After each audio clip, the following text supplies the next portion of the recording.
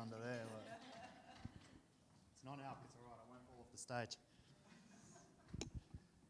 Yamagabi Yada Malia, Naya Clinton, Naya Gamilaroi, Naya Nangu, Kumbameri, Yugambe, Darwin, Yalagimu, Naraga, Yalagianama, Jidua Gabaninda. My name is Clinton Schultz. I'm a Gamilaroi man. Myself and my wife are the founders of SOBAH Beverages, which I hope you all agree is the best non-alc beer on the planet. I don't want to hear any different anyway. I'm not going to talk about my business tonight. I spend way too much time talking about SOBAH, and I think we've got some more important things we can talk about tonight. So I'm actually going to try and jam 100,000 plus years of sustainable business practice into about 15 and a half minutes.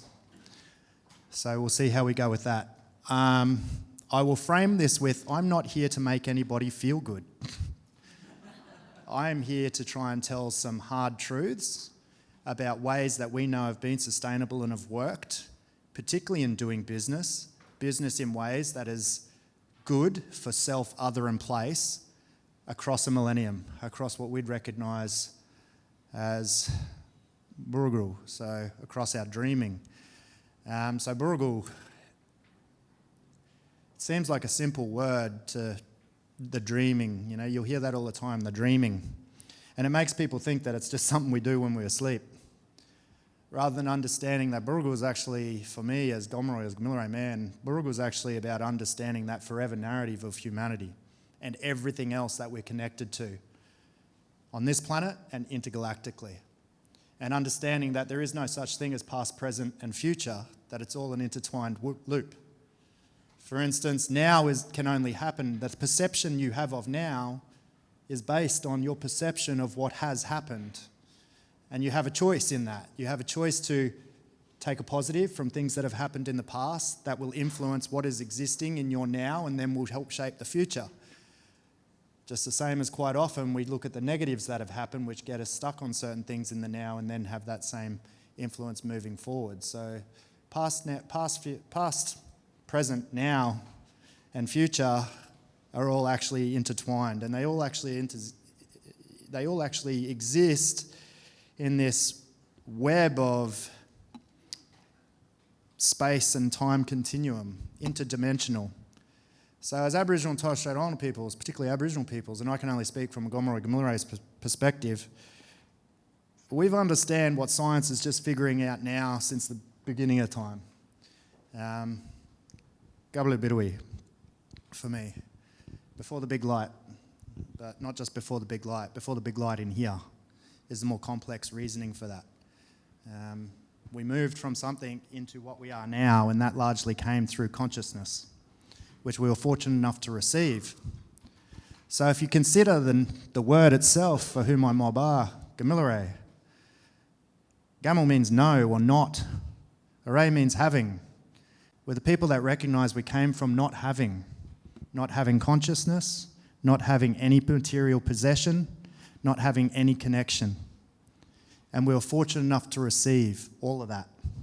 And therefore we completely understand our roles, our responsibilities and our obligations that are tied to that, which guides everything we do in terms of our interactions, be those as individuals or be those through business. So I'm going to run you through some of the basic principles of my law and try and give some examples of how this could relate to how you can do business in a way, as I said, that's good for self as connected to other and place across that continuum of forever where and foreveriness. So here we go. What you see up there are the basic principles that underpin everything within Dirya Gamil. Dirya Gamil is what we recognise as law. Pretty positive things. Respect, responsibility, reciprocity and acceptance, connectedness, interconnectedness. Understanding these things through a Gamilaroi mindset is a little bit different. I'm not going to try and use the Gamilaroi words for these because nobody will remember them for one, and two, they don't translate exactly anyway, so I will use familiar words, but I'm going to shape them from a Gamilaroi lens. So respect. For us as Gamilaroi, we understand respect as an energy form. It's actually a positive energy form that every single one of us has the opportunity to produce and share with others and with place at any given time, with no expectation of return. That's what respect is. How do we know it's an energy form? Because if I asked any of you in a general conversation, did you feel respected? And you go, oh, yes or no. And I go, how did you know? And you'll say, I felt it. But if there's nothing tangible that I've passed to you, but you still felt it, then there was still an exchange, and that exchange was energy. So we have that opportunity to actually produce energy, this positive, beautiful energy for anybody at any single time, and to pass that around. In a Western sense, in an Australian sense, Australia is the second most individualist nation on the planet. Go have a look at the research from the Hofstede Institute if you don't believe me. They've been doing this work for a really long time. Second most individualist nation on the planet. So people's processing is generally, what is in my best interest? How do I get my gratification now? And that's not any individual's fault. We've raised our children that way. We teach them nursery rhymes. Nursery rhymes are dangerous. Stop teaching your kids nursery rhymes. For instance, one of the first things you ever learn, probably when you're about 3, even earlier probably, is, I'm the king of the castle and you are? There you go. There's pure capitalism that we're imparting on 3-year-olds without even knowing. Your role in society is to get to the top of whatever ladder has been put in front of you, and you can shit on everybody in the process. Because that's what you're being taught, programmed with from a really young age. So I don't blame people for acting that way, but we should recognise it, and once we recognise it, we hold responsibility for reshaping that. So it's a beautiful thing to be able to share that energy around without the expectation of return. In Western society, we kind of get stuck in this paradigm of, I'll respect you if you respect me. Now, if I'm not willing to go first and you're not willing to go first, what happens? Who's experienced that in business before? Yeah, or in a workplace as an employee? Yep. So we have this warped understanding of respect as almost being punitive, rather than what it is supposed to be, which is a beautiful, loving energy that we have the opportunity to share. So the next one we have up there is responsibility. Now, a trick with responsibilities is you will only ever be able to fulfill a responsibility if you take the time to consider fully, not at a sort of shallow level, but fully, to whom and to what do I hold a responsibility with the opportunities and resources that I've been provided. How many of you have taken the time to process that? Couple? Yeah. To whom and to what do I fully hold responsibility based on the opportunities and resources I've been provided? So I would argue in the Australian project, that is anybody who is living in Australia who happens to not be Aboriginal or Torres Strait Islander, considering the opportunities and resources you've been afforded for no other reason than you happen to not be Aboriginal or Torres Strait Islander in this country. And that all those opportunities and resources have actually come at a loss, because gain only comes through loss. Poverty only exists because of wealth. And if we have a certain segment of society living in wealth, and we have a segment of our society living in poverty, then we're not actually taking enough time to consider to whom and to what do I truly have role and responsibility and obligation. And it's a hard thing to do. So once we figure out to whom and to what do we actually have a responsibility, that'll frees our mind up to then start considering, how do I bloody hell fulfill that? If you haven't figured out to whom and to what, you're never going to fulfill the responsibility. So we have this situation in Australia where most people haven't taken the time to reflect on to whom and to what do I have the responsibility in the Australian project, because I happen to not be Aboriginal and Torres Strait Islander in this society. And I'm living on somebody else's and profiting on somebody else's wealth. Again, it's a hard thing to process, but unless we ask ourselves these questions, we're never actually going to get to the point of, okay, how do I fulfill that? So the next one up there is reciprocity. Now, it's a really tricky word to say, but it's an even trickier thing to put into practice. So a lot of the time we think that reciprocity is about I give to you, you give back to me. It's a bit of a shallow understanding of how reciprocity works. When you reflect on it from a Gamilaroi perspective, it's about if I give out, and I should always give first, because that's what happened for us as Gamilaroi. We had nothing and we were fortunate enough to receive. So therefore, if I receive, I'm in a position to be able to give. So it's about understanding that whatever we give, without, again, any expectation, there is a return. And it may not be the exact return of what you gave out. So an example of this, for instance, would be if I happen to walk past the local Woolworths and say there's a homeless person out the front of that Woolworths and I choose to take out my wallet and give that person $20, I shouldn't expect they're going to give me the $20 back. We have this weird system where we loan to our friends, which causes friction, rather than I give to my friends. If I'm in a position where I have and they don't have, and what I have is going to help them to receive what they need to be better off, what I get the opportunity to receive in that is feeling good that I was able to help another human being. Now again, you can apply that to business. In businesses, we always have opportunities that we can look at and go, okay, as a business, what opportunities and resources do I have that I can help somebody else with? Without there being an expectation of return, notoriety, financial, any of that. Just the opportunity to give is a wonderful thing. And at some stage, things come back. And it won't necessarily be what you wanted to come back or what you expected to come back. Next one up there is acceptance. Now, quite often people think of acceptance or they hear the term acceptance and they start thinking of Eastern philosophies. But we've been practicing acceptance here forever and a day. And the foundation of acceptance is accepting that in this big bad universe around us, as individuals, as collectives, as organisations, there is only 3 things we have any control over. But you have absolute control over those 3 things at all time.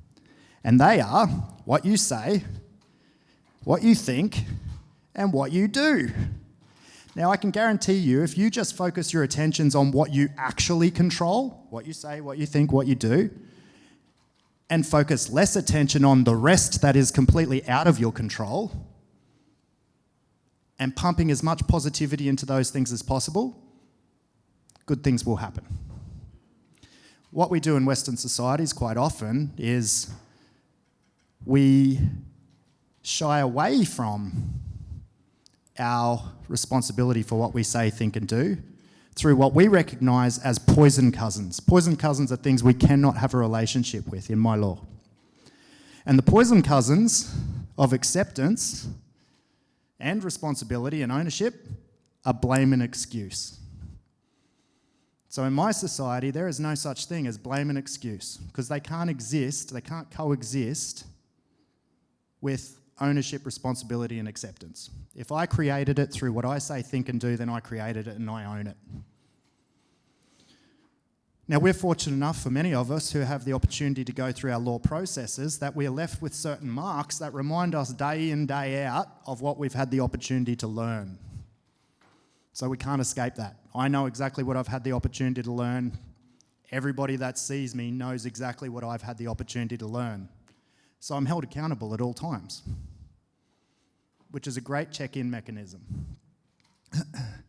So the more we can focus on what we say, think and do at an individual level, at a societal level, or at an organisational level, and understanding that we have a wonderful opportunity to be a positive influence, no control, simply a positive influence through what we put out in those 3 things, the more likely we are to see positive progression. The more I get frustrated with what is out of my control, the less energy I have to control those 3 things. And so mistakes start to happen, and then we start to use blame and excuse. 2 minutes, I'm taking 4. You know better than to give me a microphone. So the other one's up there, connectedness. Connecting, we are relational beings. As human beings, we are relational beings. We exist within our relations, be that with others, be that with other elements, be that with this big ball that actually gives us sustenance and life. When we start to forget those connections, we become disconnected. We feel isolated and alone. So I'll skip over some of the things we do. They're all the opposites. That's what I see happen in Western society. That's what I see capitalist society structured around. Disrespect, irresponsibility, denial and rejection, greed and depletion, isolation, disconnection. Which ultimately leads to a process of non-existence, dying and death, and that's it. Living unwell, dying and death, non-existence. Unfortunately, which we can see at present, we are on track of, as human beings, if we don't change what we do as majority populations. Okay, so this is our learning processes. It's constant and continuous, and it's circular. It's not linear. I learn the same stories from when I'm a kid till the day I die. There is new knowledge every time I learn those stories based on how conscious I become to the knowledge that exists within that. Now, I can apply that same sort of processes to, as I learn as an individual, to business. So learning about the self might be a simple question of, who am I as a business owner? Fully unpacking. Who am I as a business owner, and to whom and to what do I have a responsibility? The second part there, connection to others. How am I related to others through this business? We're relational beings, and when we feel connected through relation, we're more likely to be respectful. It's easy to disrespect what we don't know and what we don't feel connection to. It's very difficult for us as human beings to do that when we have that connection. And I can continue to expand that out on those levels to, how does my business exist in harmony with place? Acknowledging that my business actually can't exist without place. So, again, I'll use that as an individual. I use that through business practices that I'm involved in. And what is the point of all this? It's about understanding that through our connections, we have the opportunity to understand our roles and responsibilities, which allows us to have a sense of purpose, worth, grounding and meaning, and to enter a space of well living and thriving. So what might that look like in terms of me in business? What are my connections? My connections are to the next generation and to try and leave this place in a better way than what I was fortunate enough to enter it. My roles and responsibilities, leave this place in that better state than I inherited it. My purpose within that, being a change agent, gives me something to drive for every day that's beyond just financial gain, or for me, survival in business. And what might thriving look like in that process? Well, it might look like having measurable positive impact being achieved throughout that journey. So Gabaninda, everybody, thank you for listening to my ranting, and I hope you have a great rest of the night. Yellow.